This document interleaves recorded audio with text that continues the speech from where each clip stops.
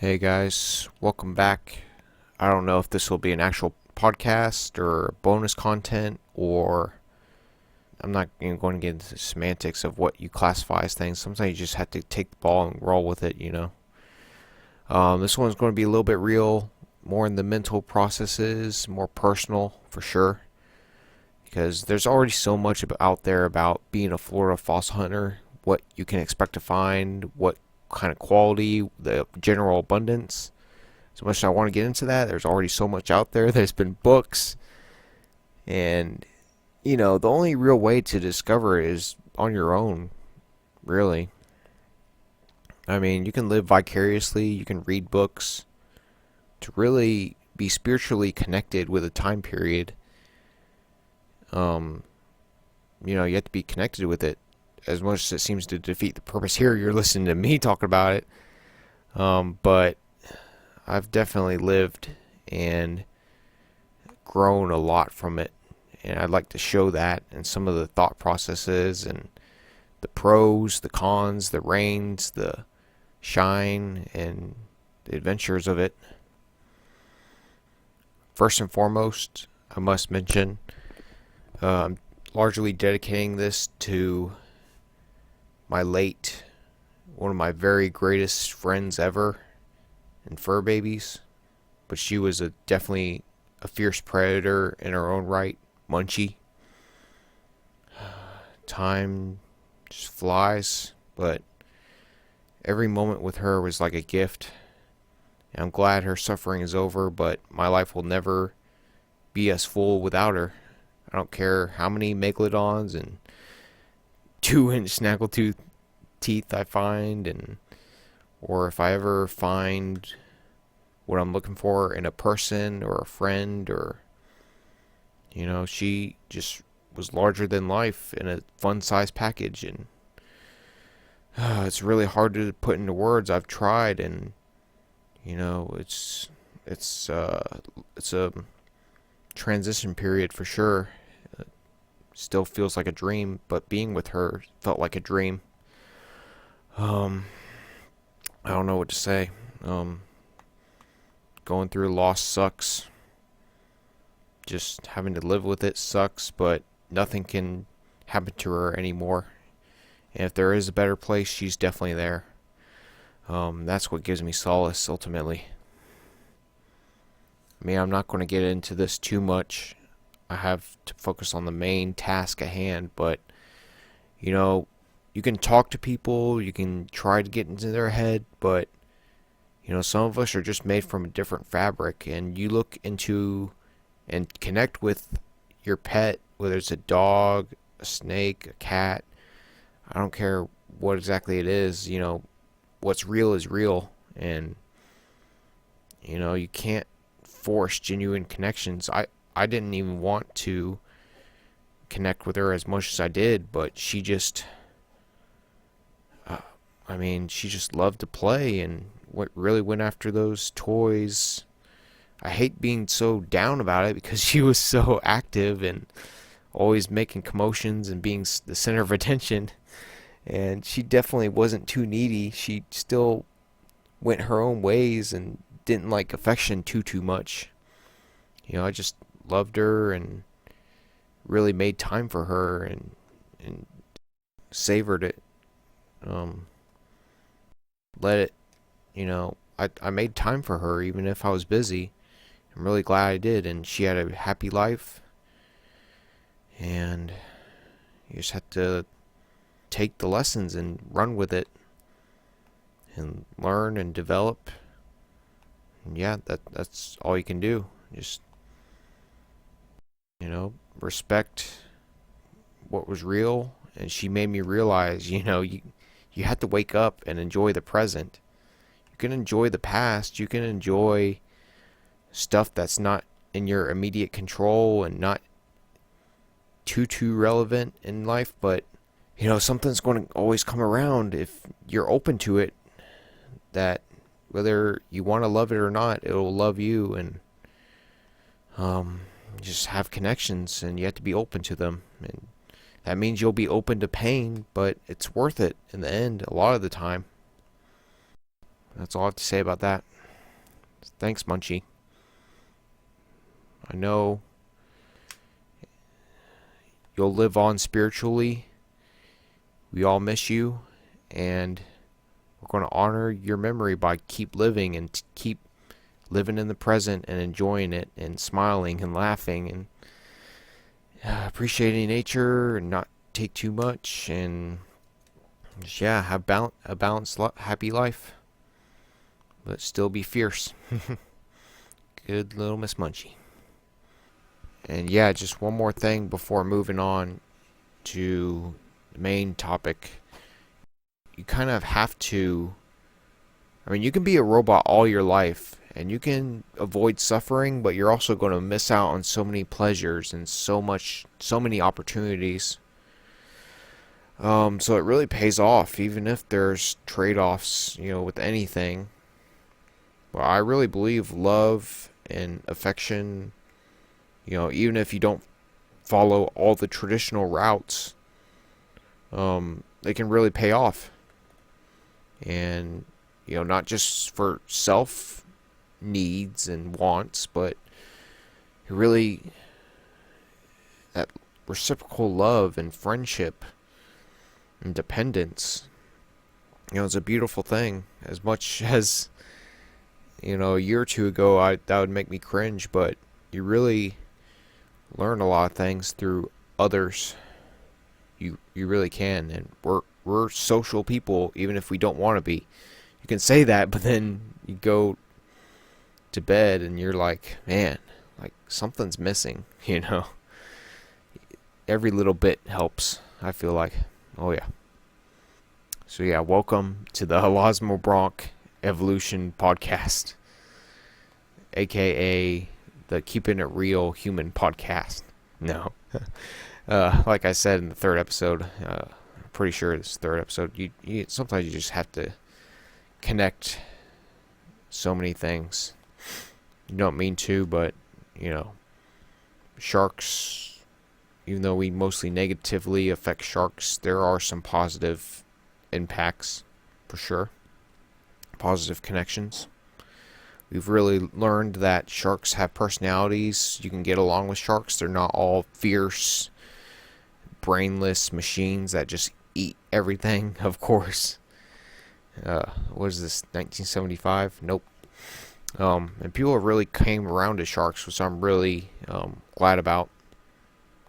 And yeah, we just had to take sustainable approaches toward them and appreciate them, not just for ecotourism, not what can they do for us, but what can we do for them. They protect the ocean and they're guardians of the ocean, not just in a very, very vital part of the food web, which they definitely are, and food chains. But, it's all about the big picture, and every link is important. All members in a food web are part of a chain, the same chain, and you take out one link, no matter which one, there's not something to replace it, there's going to be some negative effects for sure. And I took some ecology online course, and even taking out herbivores has big impacts. You wouldn't think it would. It would just negatively affect the predators, but no, it affects everything. Not just the absence of predators, which are my favorite, but yeah. So, what does it mean to be a Florida fossil hunter? Do you want the 10-hour version, the 20-minute version, or the 3-hour version? Of course, that means you're in Florida, you find fossils, you collect them, you keep them, shebang, shaboom, shabong. Okay. So, of course, Florida has plenty of fossils in certain areas. How do you find fossils without getting a water moccasin attached to your leg, or a gator biting off a toe or a finger? Those are reasonable questions. We have plenty of those. There's mammal fossils, there's seashells, there's shark teeth. You'll not find them in every fossil-bearing site, of course. Some fossil sites are pretty good most of the time. Some you wouldn't expect to find fossils. There's fossils. Some sites you find a lot when you expect to find nothing. Some sites you go to, you expect to find a lot, and you don't find very much because it got dug over. The Foss hunting guides aren't smiling on you that day. Seriously. Oh, I have to edit that or something. Dang it. I'm trying to minimally edit it because it's the editing podcast or anything audio is a pain in the poop. Well, yeah, it really does feel like it when things aren't going your way. You always, but sometimes you just have to let go. I mean, in life in general, you can say, oh, getting mastodon and mammoth teeth are what get me out of bed in the morning and up and fresh and eating steaks, and that's what puts hairs on my chest. But is that the answer? If I'm not finding my 2-inch snaggletooths, am I frowning on my gator teeth and snake verts? Fossil ones, not the modern ones that might eat you. No, most of them are nice. I wouldn't trust Mr. 15-foot gator in the Myakka River. But that's why you foss hunt in the Peace River, not the St. John's, Myakka, Hillsborough. Even though I hear they all have fossils, I would go the safe route. Because I am not Frank Garcia. I respect him and all the other crazies. Seriously, his book is pretty good. This is going pretty well. Yeah, because I've tried before to just explain the nitty gritty, and it's just, man, like, I'm talking sense, but, it just sucks the fun out of it sometimes, you can't take yourself too seriously. Alright, so first things first, how do you become a Florida Foss hunter? Because besides moving and visiting or visiting this crazy drug-ridden state. No, it's nice. Besides the mosquitoes, the humid heat, the bad drivers, the humid weather, the heat, the tourist traps. No, it's my home, and I would never leave. I don't see the sense in that. But how do you become a Florida Foss hunter, especially after vertebrates? Well, you have to get your fossil permit, or else they will know you're finding fossils, and from the labs where they developed love bugs. Seriously, how do people believe they developed love bugs up at UF? I don't know. There's so many theories. Apparently, the car manufacturers made them. So, you pay for new paint because apparently everybody's too lazy to clean them off their cars. So if you don't pay them $5 a year, tell them what vertebrate fossils you're finding besides shark teeth, because apparently shark teeth are like nail clippings. They're everywhere, and sharks would lose them all the time. And UF doesn't care about sharks.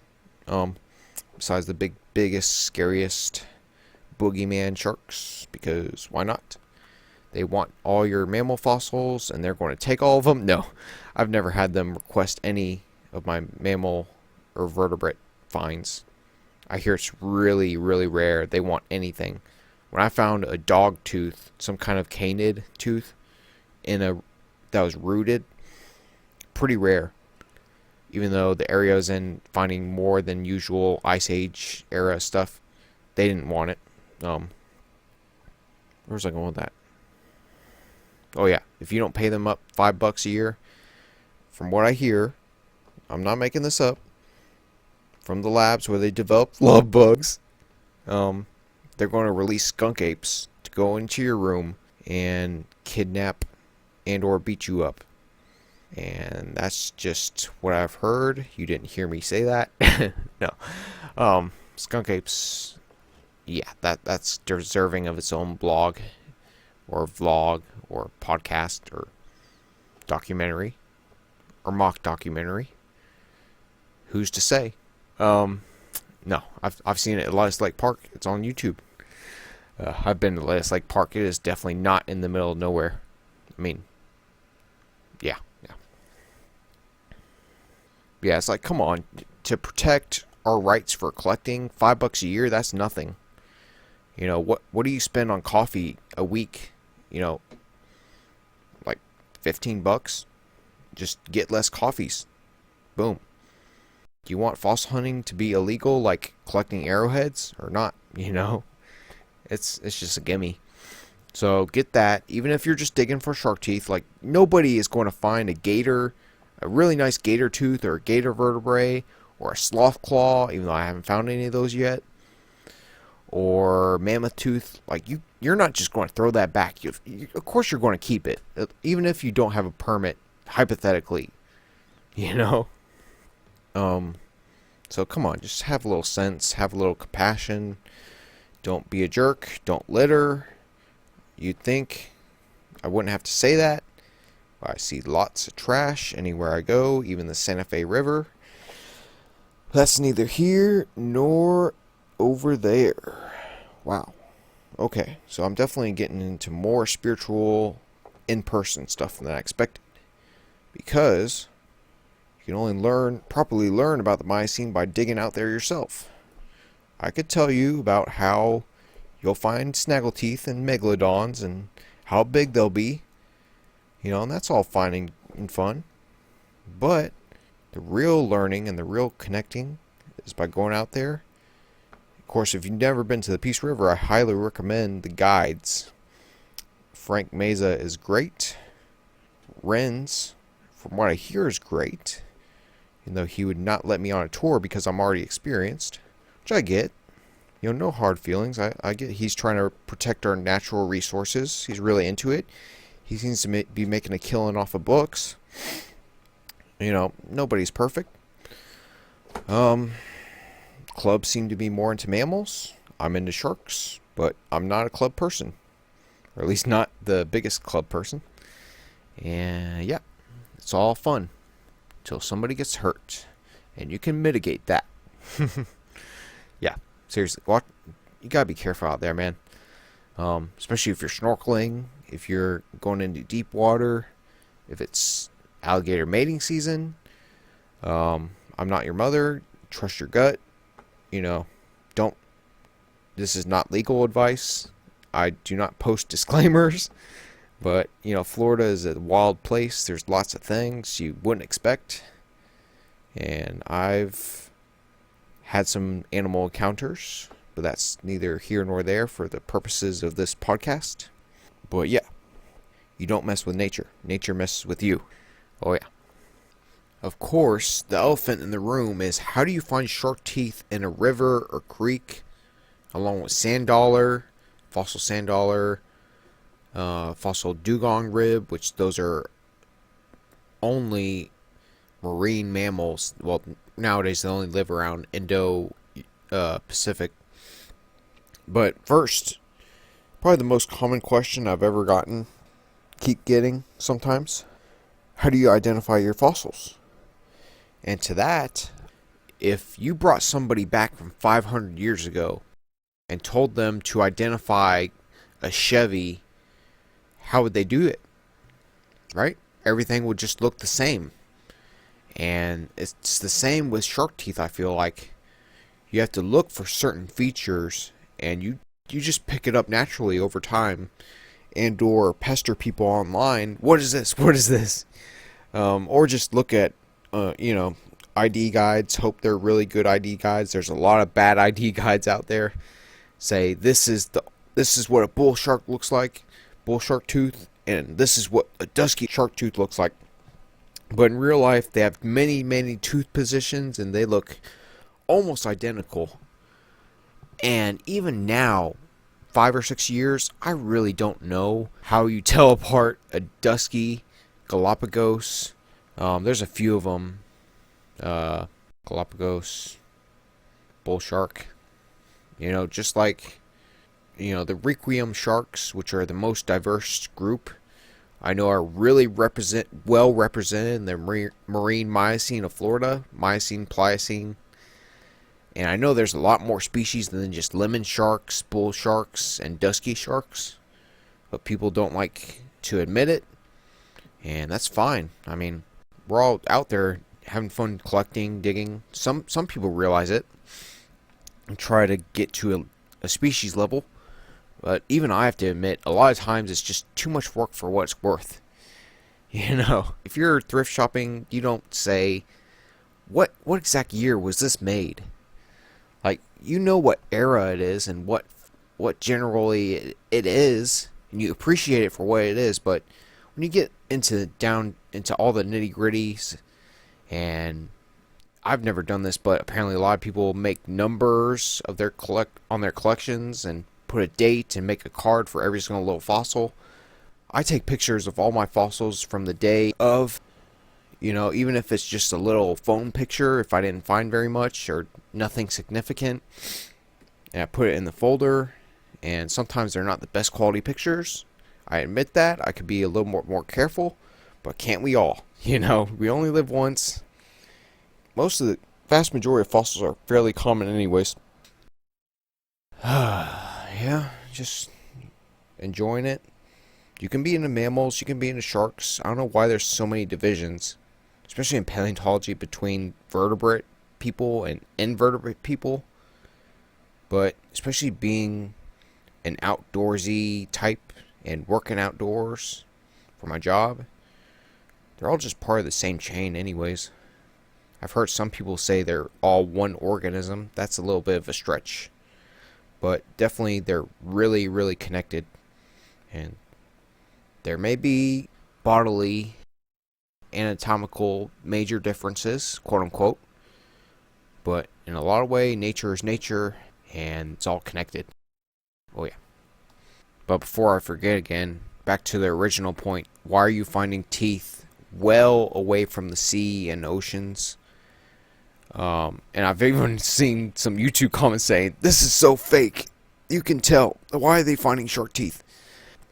Yeah, because outcroppings never happen, and paleontologists are just making everything up. It's all part of a script, right?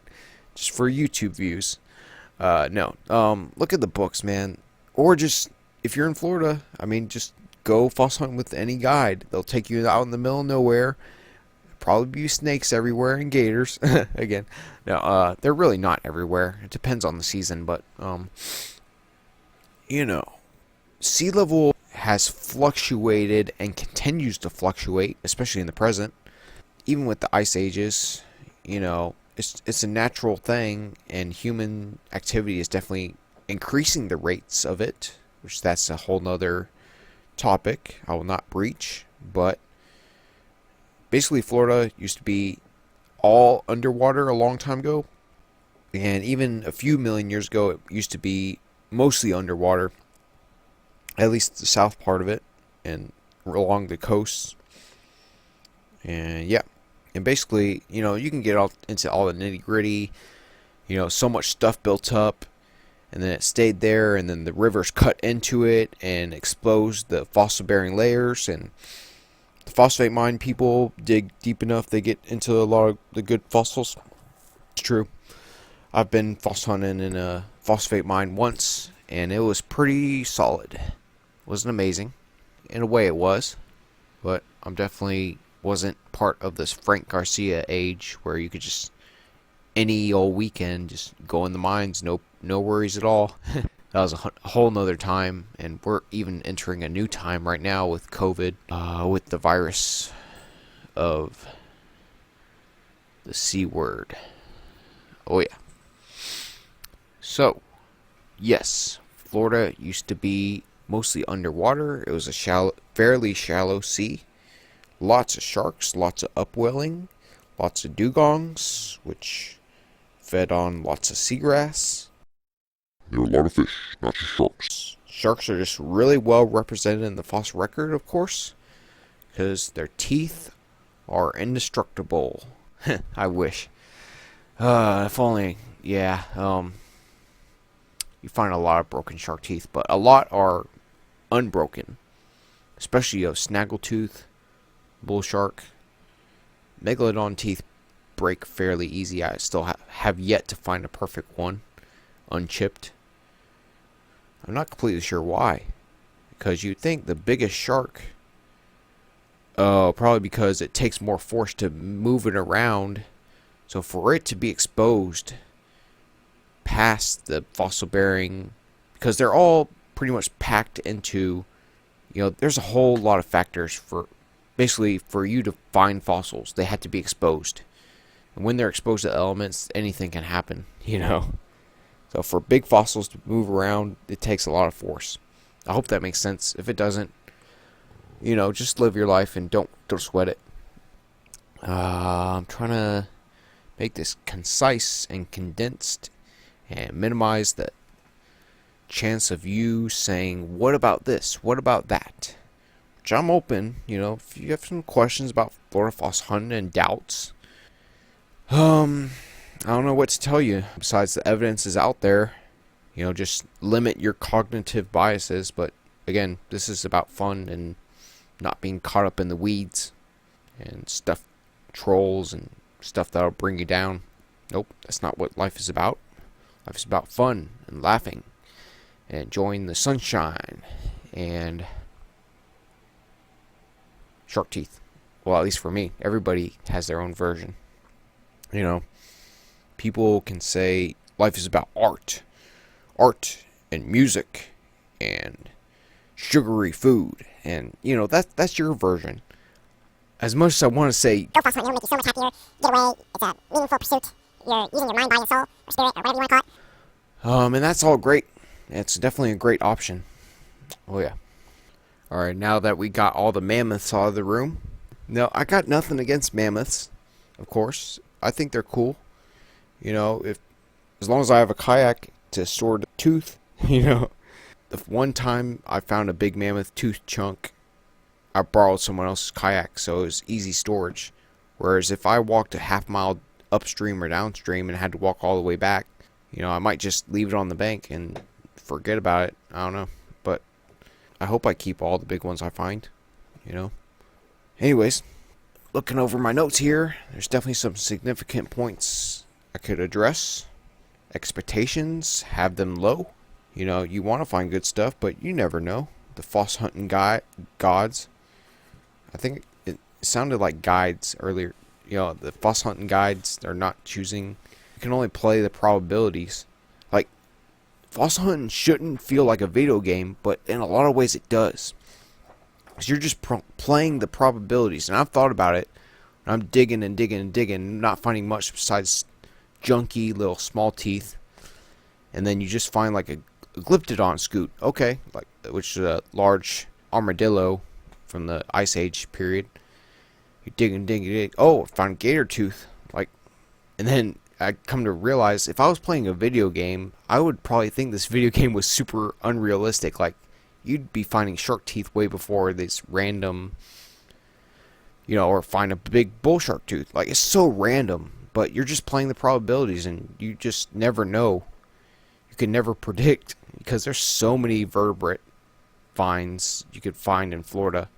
Which I know the risk of sharing that, but I've definitely lived, and so many people are just living dreary lives, and it's not all sunshine all the time.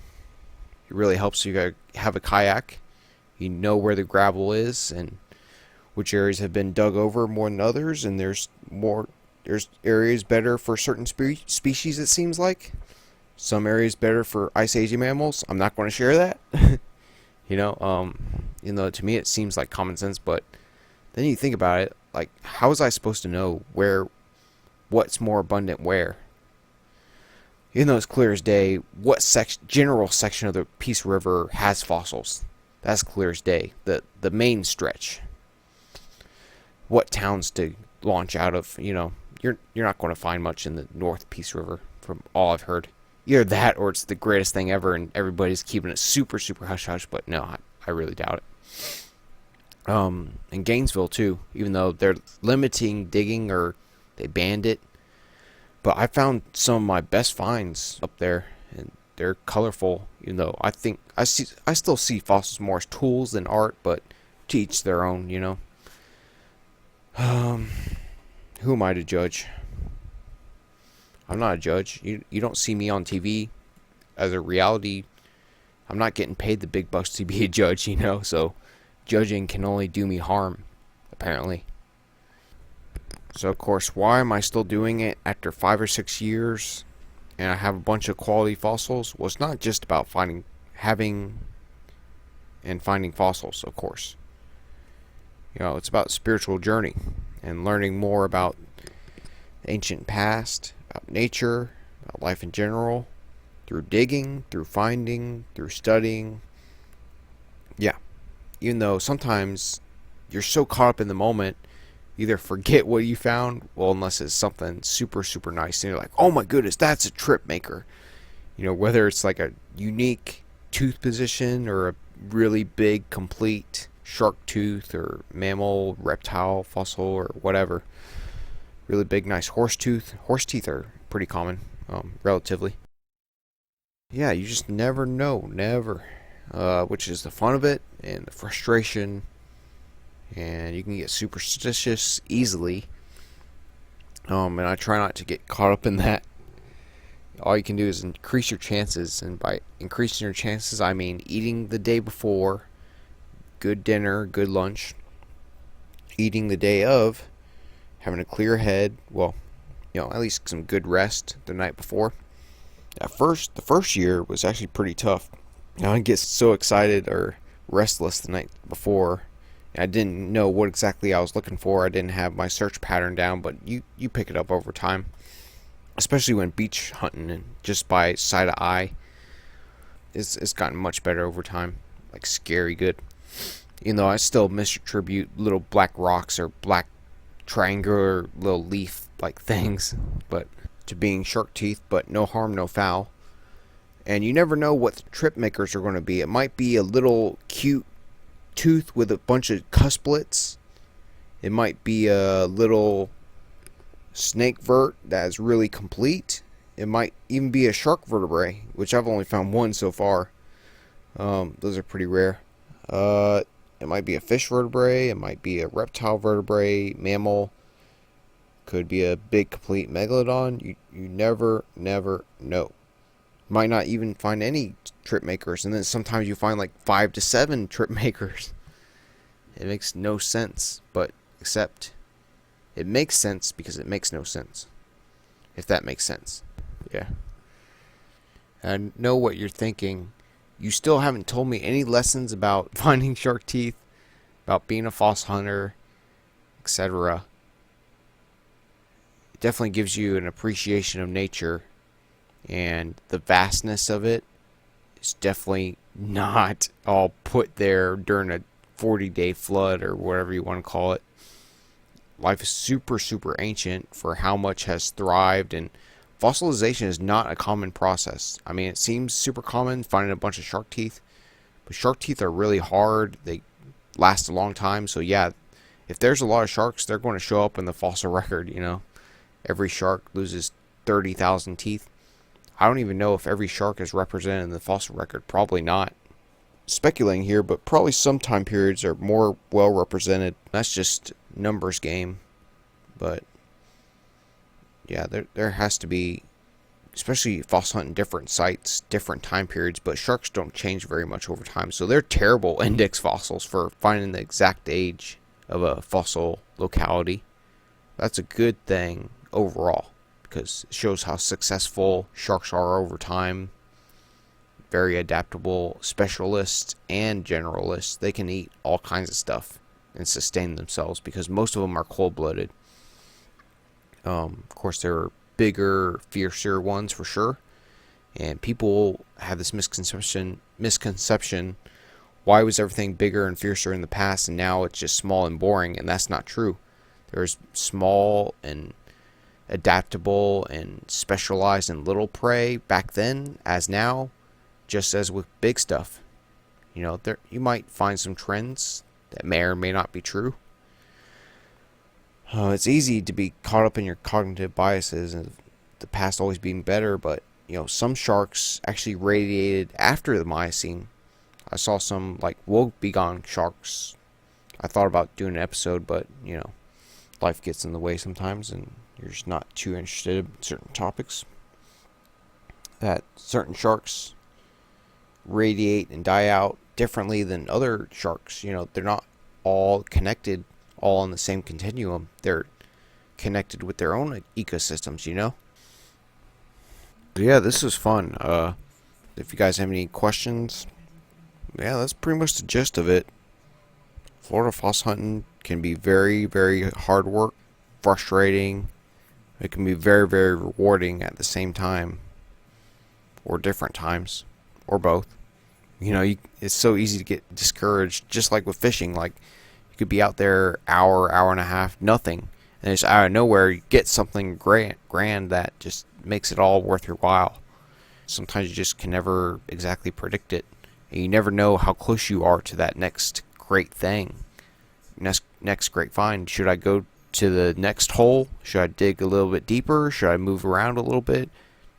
I have my superstitions. If I'm finding dugong rib and small shark teeth and stingray stuff, I generally have a good suspicion I'm going to find some big teeth here, especially if I'm finding a lot of big rocks. Peace River, if you're finding big rocks, it seems really promising. You're finding other stuff, you'll probably find some nice big shark teeth nearby. And it's not always true. Sometimes you'll be digging in the small stuff because you're with a group and you don't want to, deviate too far away. And you find a big shark tooth out of nowhere, but those are few and far between, but still happen. That's the thing about foss hunting. Rare stuff happens. It's like Murphy's Law, but the opposite. You're going to run into bad stuff and bad, like, why is this happening? Why am I finding nothing? But the person right beside me is finding everything, and that's just a inevitability. But it's also going to be the opposite. It's going to be true sometimes. Just can't take things personally. Oh yeah, Barracuda Teeth are another one that just show up out of nowhere when you least expect them. Yeah, they're nice.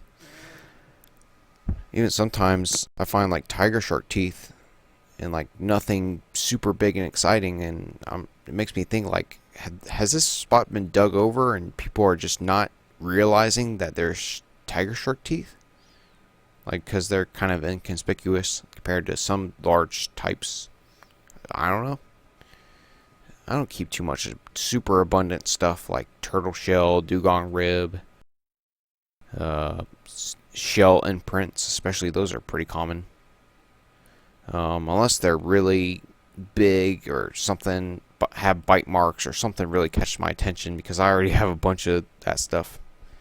I have so much. Like, I try not to keep too much small and junky stuff, but at the same time, I don't want to piss off the next person. Maybe I have a little bit too much compassion in that way. In that, if they're finding a bunch of small stuff and they don't find big stuff, like, how would I feel about that? So in a way, I'm doing them a favor by kind of depleting it. But I donate a lot of fossils to the annual fossil fest, where the kids can dig an artificial fossil pit. Even though I know they like the big stuff as much, if not more than I do, in different ways. But, it is what it is.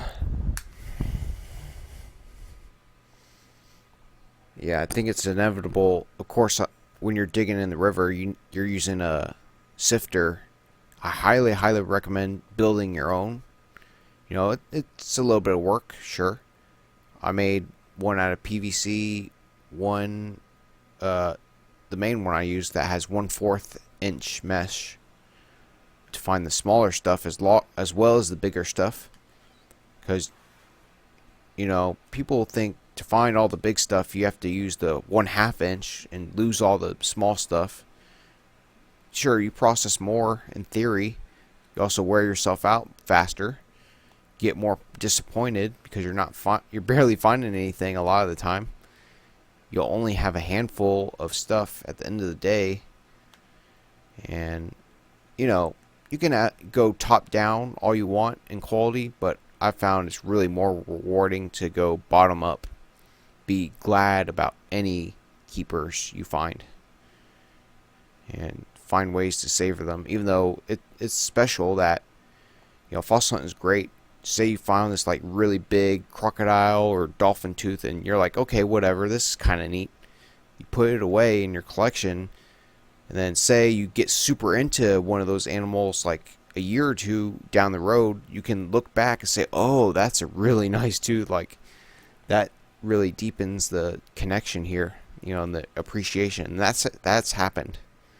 Several different animals, especially like some of my biggest, nicest snake vertebrae definitely came from water moccasin or rattlesnake, because their vertebrae don't get very big compared to their body, and the vertebrae are fairly big, so it probably came from like a 5+ foot snakes. At least a couple of my snake verts. Yeah. I think that's about it. Gone well past my time. I intended to make this only like 20 minutes, but come on, even just going over an overview of Florida Foss hunting, which I could go on and on about the specifics, the generals, but I really feel I did a good job here, really getting the rundown. But again, if you have any questions, let me know. Any concerns about my health and safety, for some reason, even though I've lived in Florida almost 28 years of my life. Been a Florida Foss hunter since 2014. Some time periods more than others. And I probably lost you already. I'd still be surprised if you listen this far and still listening to me babble. Yeah, I think that's about it. I don't know how much I'll keep up with this blog or this podcast. I want to make more shark podcasts, not be super intensive, as fun as that can be sometimes, and rewarding. Sometimes you just have to mix it up, go bottom up instead of always top down. Yeah. Just live your life, smile no matter what, be grateful, and catch you guys on the flip side, or whatever my catchphrase is. Alright. Stay pretty. No, I don't know. Alright, yep. Thanks for listening. Alright, see ya.